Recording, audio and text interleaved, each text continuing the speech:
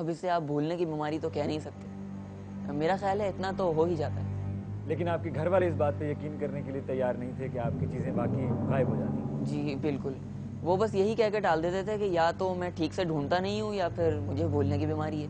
तो फिर उन्हें यकीन कैसे आया?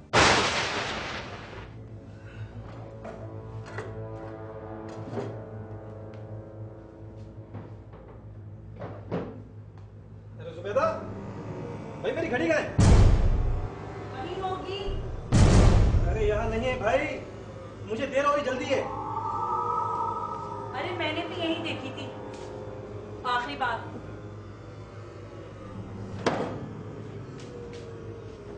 मैंने भी यहाँ देखी थी, लेकिन अब नहीं है। मम्मी, मेरा बैग देखा छोटा वाला? नहीं बेटा। क्या मुसीबत है, इस घर में कुछ चीज मिलती नहीं है वक्त पर।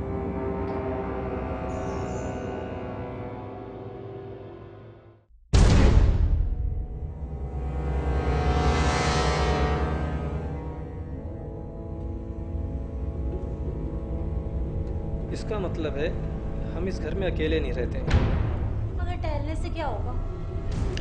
कुछ तो करना ही पड़ेगा।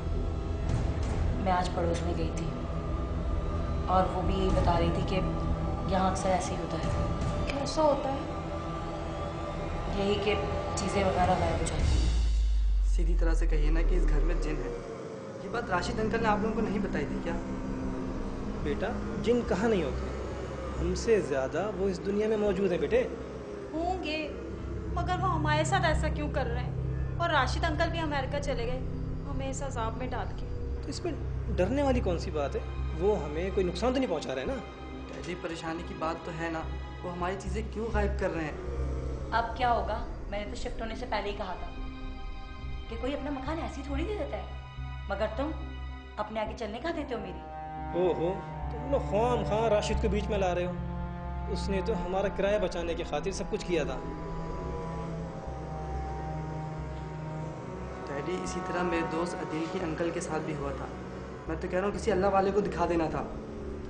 बेटा, तुम जाओ और अपने दोस्त से कहो कि उनको यहाँ लेके आए। जी मैंने अदील से कहा कि मेरे साथ ये मसला हो रहा है कि आपके घर की चीज़ें, बल्कि खुसूसी तौर पे आपके कमरे की चीज़ें इधर उधर हो रही हैं। जी हाँ, तो इस पर उसने मुझे उन्हीं बुजुर्ग से मिलवाने का कहा। तो आपकी मुलाकात हुई उनसे? जी हुई, और मैंने उनको तमाम तर डिटेल बताई। तो क्या कहा उन्होंने? उन्होंने कहा कि अगर चीज़ें ही इधर उधर हो रही हैं तो परेशानी की ऐसी कोई ख़ास बात नहीं है, बल्कि वो नेक जिन है। इस बात से कोई तसल्ली हुई आपकी? नहीं, उन्होंने घर आने का वादा किया और घर आए भी, और उन्होंने घर देखा और उनसे बात करने के बाद। उनसे बात करने का मतलब? हमारे घर में जो जिन थे उनसे। तो उनसे बात करने के बाद उन्होंने बताया कि ये हमारे घर की हिफाजत पर मामूर हैं और किसी तकलीफ या परेशानी में हमारे काम आ सकते हैं। लेकिन वो तो आपकी तकलीफ और परेशानी का बायस बन रहे थे। जी, मगर उन्होंने बताया कि वो ये इसलिए कर रहे हैं ताकि हमें उनकी मौजूदगी का एहसास हो। तो क्या उन्होंने आपकी हिफाजत की? जी, एक वाक़या ऐसा हुआ जिससे हमें उनकी मौजूदगी और उन बुजुर्ग की बात का यकीन भी आ गया। और वो क्या वाक़या था? हमने कुछ इनामी बॉन्ड ख़रीदे थे। काफ़ी वक्त गुजर गया था मगर नंबर लगा ही नहीं। मगर एक दिन। जुबैदा, जुबैदा, अरे भाई सलमा, कहाँ हो तुम लोग? यही है, आखिर इतना शोर क्यों मचा रहे हो? डैडी मैं पढ़ रही हूँ। देखो बेटा, ये देखो, ये क्या है? इतनी सी बात का इतना वाबेला क्यों मचा रहे हैं? हमारी किस्मत में ये नाम नहीं है डैडी। मम्मी, मैं तो कहती हूँ बेचकर हम कोई नई गाड़ी खरीद लेते। अरे कोई मेरी बात सुनेगा भी या नहीं? और ये उमर कहाँ है? बाहर गया, आता ही होगा। भाई बेगम, ये बच्चा हमारा बहुत ही खुशकिस्मत है। इसके नाम के मैंने प्राइज बॉन्ड लिए थे और इसका नसीब देखो बेगम कि उसका नंबर निकल आया है। अच्छा, पूरे 30 लाख का। 30 लाख? मेरा मतलब है खुशी भी तो 30 लाख वाली होनी चाहिए। दीवारों पे भी कान होते हैं। ये आप लोग खुश क्यों हो रहे हैं? इधर आओ सलमा।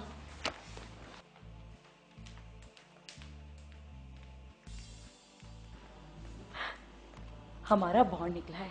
शुक्र है, वरना अब तक तो सिर्फ कीड़ों का भला कर रहा था ये बॉन्ड। 30 लाख? पागल हो गई हो क्या? मम्मी, अब हम नया फ्रिज तो ज़रूर ही लेंगे, और मैं तो पूरे 10 जोड़े लूँगी 5-5 हज़ार वाले, और एक बड़ी गाड़ी सिर्फ मेरे लिए। लो भाई, कि घर में नहीं है खाने को और सलमा चली भुनाने को। डैडी दाने आ गए हैं। अरे अभी बॉन्ड निकला है, पैसे थोड़ी मिले हैं। क्या हो गया है आप तीनों को? अरे उमर बेटा, इधर बैठ, शाबाश। अरे बेटा, हमारा इनाम निकला है।